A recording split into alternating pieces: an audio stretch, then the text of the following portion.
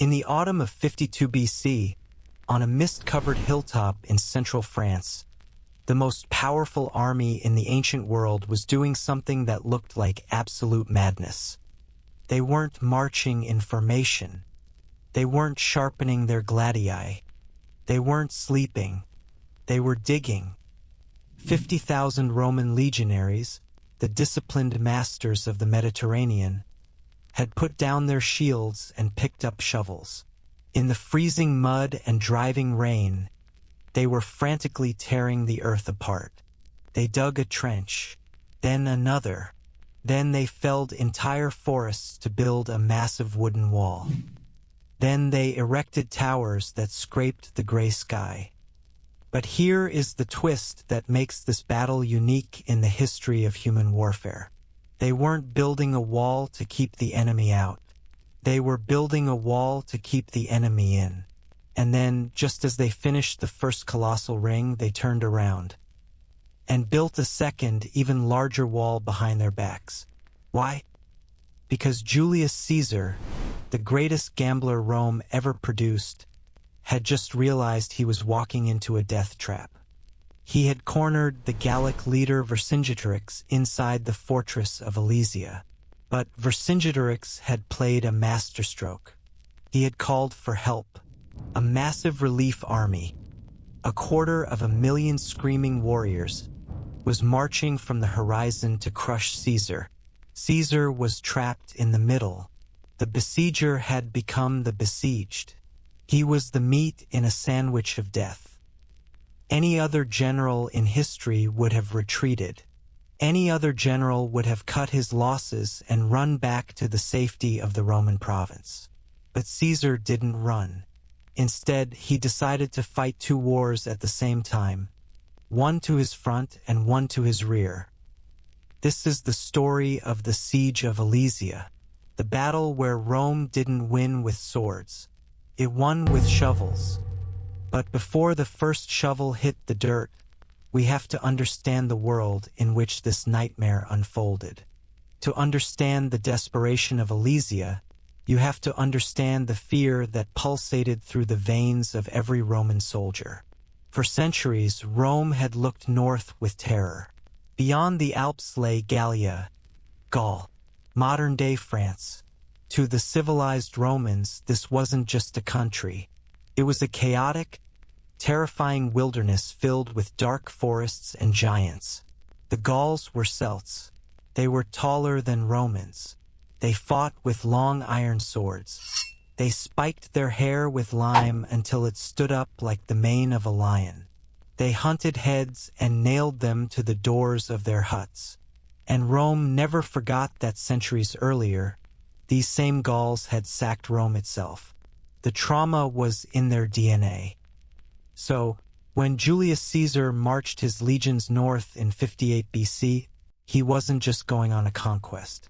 He was walking into the monster's den. But Caesar had a secret. He wasn't there just for the glory of Rome.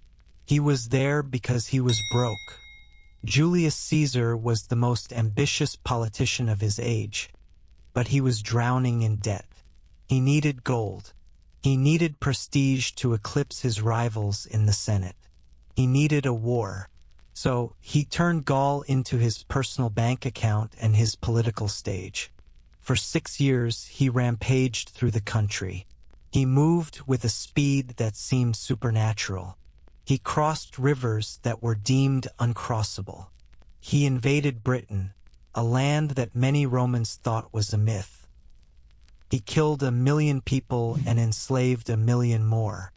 He sent reports back to Rome that were read in the streets like serial adventure novels. The common people loved him. The Senate feared him. By 52 BC, Caesar thought the war was over. He thought Gaul was broken. He was wrong. Resentment had been building in the Gallic tribes like pressure in a volcano. They realized that if they didn't unite, they would be erased from history. They needed a leader, not a tribal chieftain, but a king. And they found him. His name was Vercingetorix. His name literally meant king of great warriors. Vercingetorix was an anomaly. He was young, charismatic, and terrifyingly smart. Unlike the older chieftains who charged blindly into battle, Vercingetorix had watched the Romans. He may have even served in their auxiliary cavalry. He understood the Roman machine.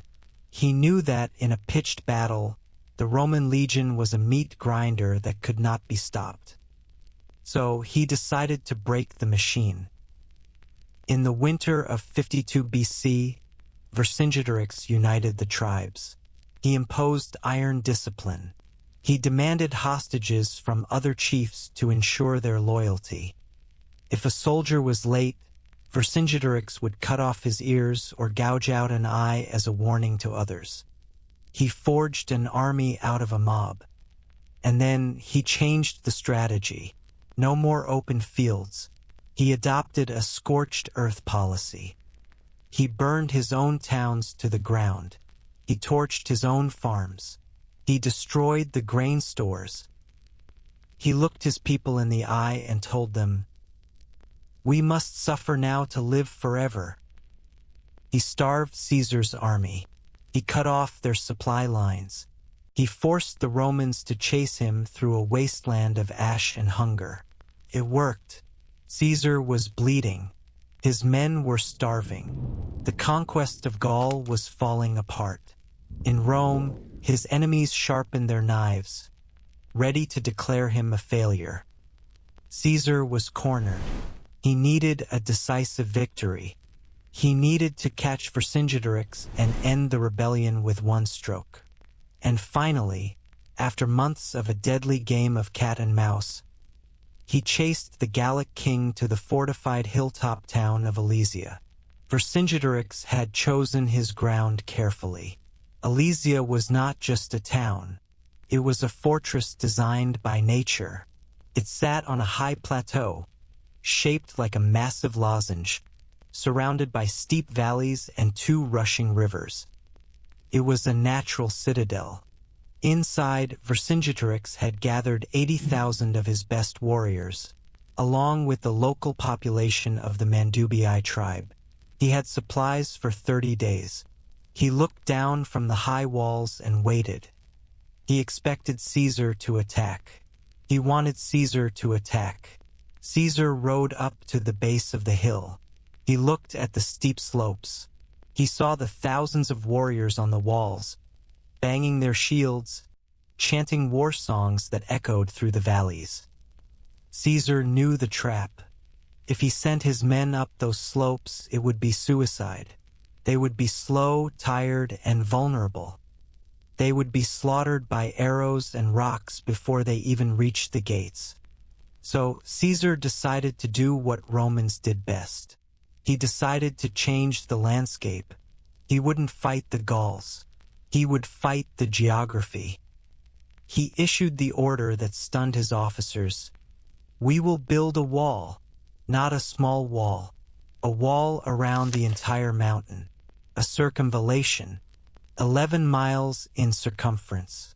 The engineering capability of the Roman legion was terrifying. It is hard for us today to comprehend. Every Roman soldier carried a heavy pack, sarcina. Inside, alongside his food and clothes, was a shovel, a pickaxe, a saw, and a basket for moving earth. They were a weaponized construction company. They worked with a speed that defied belief. They cut down entire forests. They dug trenches 20 feet deep with vertical sides so no one could climb out. They built a rampart 12 feet high, packed with earth and timber. They topped it with battlements and erected 3-story towers every 80 feet. Inside Alesia, Vercingetorix watched the Roman noose tightening. He stood on the walls and saw the wooden snakes circling his city, day by day, hour by hour. He knew that if the circle closed, he and his 80,000 men would die of hunger. The hunter had become the prey. So he played his ace card. Before the Roman wall was fully connected, Vercingetorix gathered his cavalry. 15,000 elite horsemen. In the dead of night, they burst out of the city gates. They found a gap in the unfinished Roman construction, a section near the river where the wall was just a pile of timber, and they slipped through.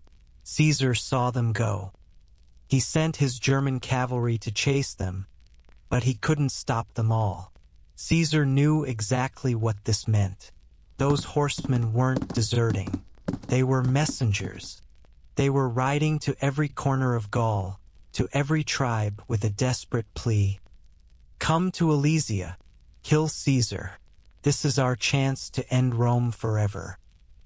Caesar sat in his tent and did the math. He knew the tribes would answer the call. He estimated that within weeks, a massive relief army, perhaps 250,000 men, would be marching toward him. He was sitting on a ticking time bomb. Most generals would have packed up. You do not stay when you are outnumbered 5-1. You do not stay when an ocean of enemies is coming to drown you. You retreat, you regroup, you survive. But Caesar was arrogant, and he was a genius. He knew that if he retreated now, Gaul was lost. His career was over. He would be prosecuted in Rome. He called his engineers. "We are not leaving," he said. "We will build another wall." This was the stroke of madness that made Alesia famous. Caesar ordered his men to turn their backs on the city they were besieging and build a second line of fortifications facing outward. A contravallation, 14 miles long. He was creating a donut, a fortified ring of death. Inside the ring was the Roman army. In the center hole was Vercingetorix, and outside was the entire Gallic nation coming to kill them. The Romans worked day and night. They slept in shifts in the mud. They ate their cold rations while they dug. The psychological pressure was immense. Every soldier knew they were digging their own tomb if they didn't finish in time. But walls were not enough. Caesar knew the enemy numbers would be overwhelming. He couldn't man every inch of the wall at once. So he decided to turn the ground itself into a weapon. This is where the true horror of Roman engineering reveals itself. In the fields between the walls and the enemy, Caesar created a garden of death. First, right in front of the walls, he dug a trench 5 feet deep and filled it with water diverted from the rivers. A moat to slow them down. Behind that, he planted the Scipi. These were heavy tree trunks, stripped of their bark, sharpened to a point, and buried firmly in the ground. Their branches were interlaced so they couldn't be pulled up. They looked like a forest of spears. If a charge of cavalry hit them, the horses would be impaled, throwing their riders into the mud. But Caesar wasn't done. He wanted to maim the infantry. He wanted to instill fear. He ordered his men to dig thousands of small, shallow pits in a checkerboard pattern. In the center of each pit, they buried a stake with a fire-hardened point, sticking up just a few inches above the ground. They covered the pits with twigs and grass to hide them. The soldiers called them lilies because they looked like innocent flowers. But they were vicious. If a charging warrior stepped on one, his weight would drive the stake through the sole of his foot, crippling him instantly. A man who cannot walk cannot fight. And finally, the stimuli. Iron hooks buried in the grass, designed to catch ankles and tear flesh, causing infection and chaos in the charging ranks. Caesar turned the landscape into a meat grinder. He mechanized the battlefield, and then he waited. Inside Alesia, things were getting desperate. The food ran out. Vercingetorix had planned for a siege of 30 days. It had been 40. 80,000 soldiers and thousands of civilians were trapped in a space meant for 10,000. Vercingetorix called a council of war. Commander, the decision is yours. You are running out of food. You have thousands of women, children, and old men eating the bread your warriors need to fight Caesar. If you feed them, your army will be too weak to lift your sword. If you drive them out, they will starve to death at the Roman gates. There is no third option. Pause the video now. Go to the comments and make your choice. Type mercy to save them or sacrifice to save the army.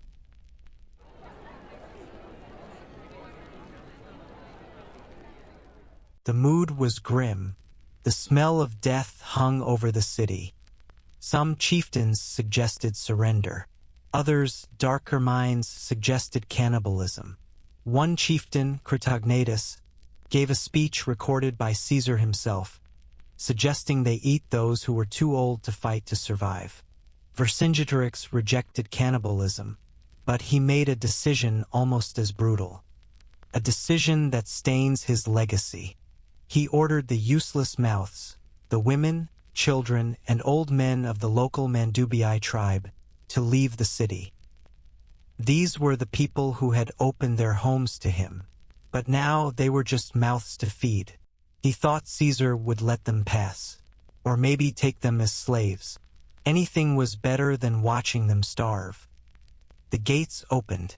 Thousands of civilians walked out. They stumbled down the hill, weak from hunger, clutching their children. They came to the Roman wall. They looked up at the legionaries on the ramparts. They begged for bread. They wept. They begged to be enslaved. "Take us," they cried. "Feed us, and we will be your slaves." But Caesar was cold. He looked at his supplies. He had barely enough food for his own men. If he fed these civilians, his army would weaken. He refused to let them through. He ordered his guards to keep the gates shut. The civilians turned back to Alesia.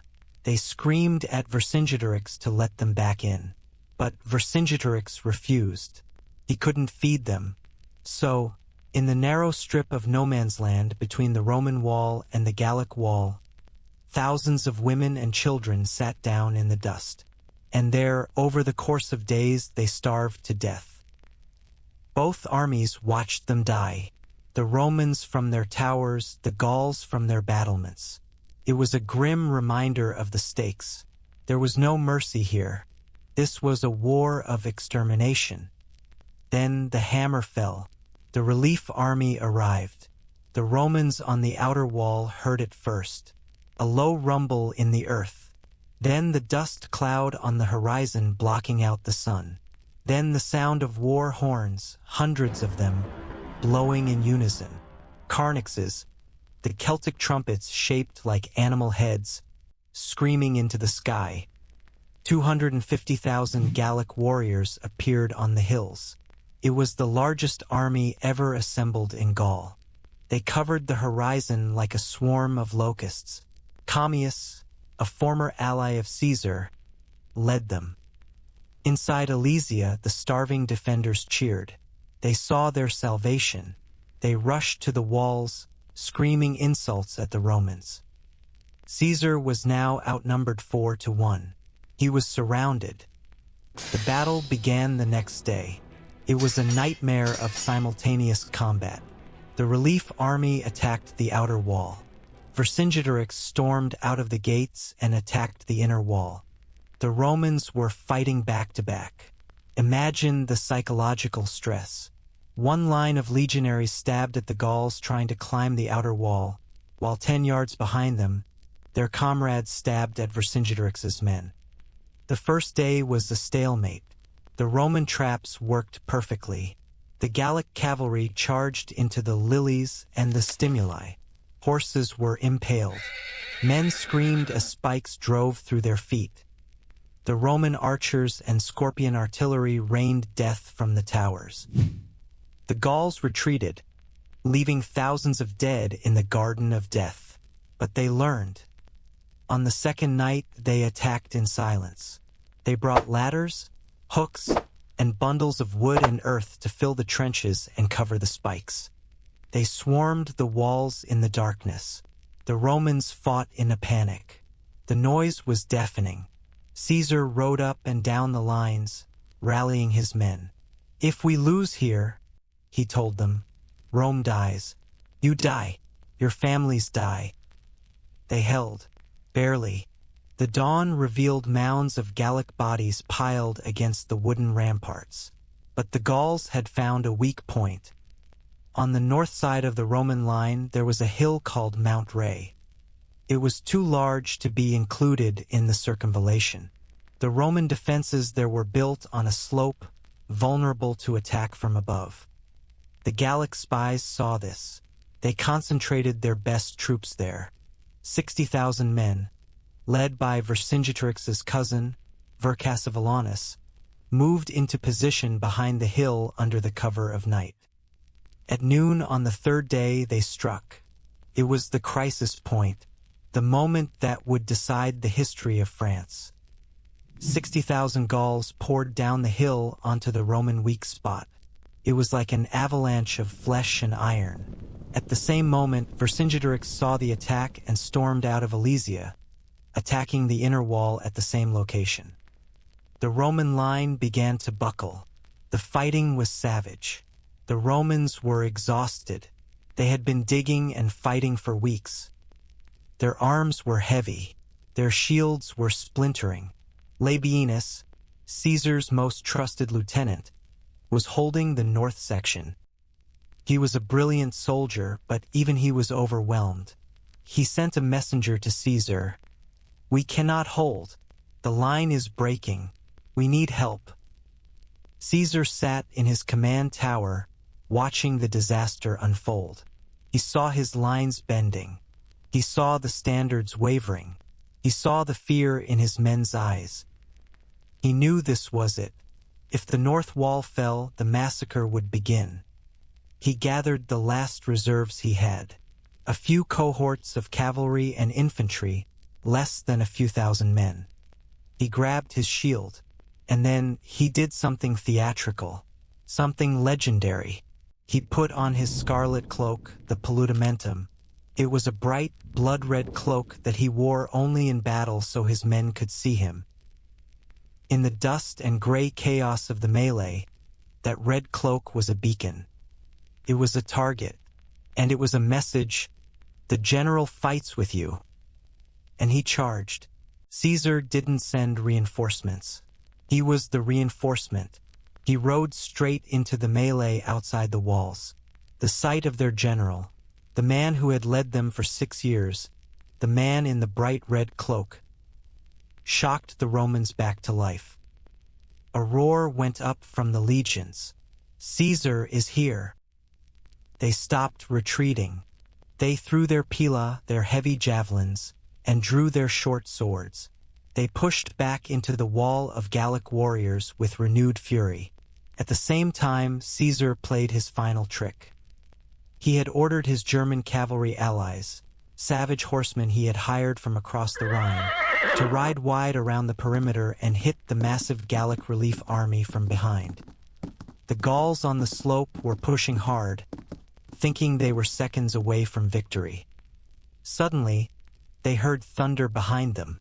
They looked back and saw Roman cavalry charging into their unprotected rear. Panic is a virus. In a mob of 60,000 men, it spreads faster than fire. The Gallic rear guard broke. They screamed, "We are surrounded!" The massive relief army, the force of 250,000 men, dissolved. They broke formation and ran. The Romans turned it into a slaughter. The cavalry hunted them down for miles. The fields around Alesia, the garden of death, were soaked in blood. Inside the city, Vercingetorix stood on the walls. He watched the relief army, his last hope, running away. He watched the Roman cavalry cutting them down. He watched the red cloak of Caesar moving through the battlefield like a god of war. He stood there for a long time. He knew it was over. The next morning, the gates of Alesia opened. The noise of battle was gone. It was silent, except for the wind and the groans of the dying. Vercingetorix rode out alone. He was dressed in his finest silver armor. He rode a magnificent white horse. He rode down the hill, past the rotting bodies of the women and children, past the Roman traps, past the legions standing in silent formation. He rode in a circle around the wooden platform where Caesar was sitting on his chair of state. He didn't say a word. He dismounted. He took off his silver armor, piece by piece. He threw his sword and his winged helmet at Caesar's feet. Then he sat down on the ground, crossed his legs, and waited to be chained. The king of the Gauls had surrendered. Caesar had done the impossible. He had defeated an army 5 times his size by building a wall around himself. He had turned a trap into a fortress. Rome went wild. When the news reached the capital, the Senate, Caesar's enemies, were forced to declare 20 days of Thanksgiving. They couldn't deny it. He was the master of the world. Alesia was the end of Gallic independence. 1 million Gauls were killed in the war. Another 1 million were sold into slavery. The culture of the Celts in France was largely wiped out, replaced by Roman law, Roman language, and Roman roads. Vercingetorix was taken to Rome. He spent 6 years in a dungeon, waiting for Caesar's triumph. Then, as Caesar paraded through the streets in his chariot, Vercingetorix was strangled to death. Julius Caesar went on to cross the Rubicon, win the Civil War, and become the dictator of Rome. But military historians agree, Alesia was his masterpiece. It remains the ultimate example of siege warfare. It teaches us that in war, the shovel is sometimes deadlier than the sword. It teaches us that when you are surrounded, trapped, and outnumbered, you don't have to surrender. Sometimes you just have to build your own reality and dig. Caesar dug his way to glory, but every victory has a price. While Rome celebrated, Alesia wept. Earlier, I asked you to choose mercy or sacrifice. History is cruel. Vercingetorix chose sacrifice. The civilians you tried to save starved to death between the walls.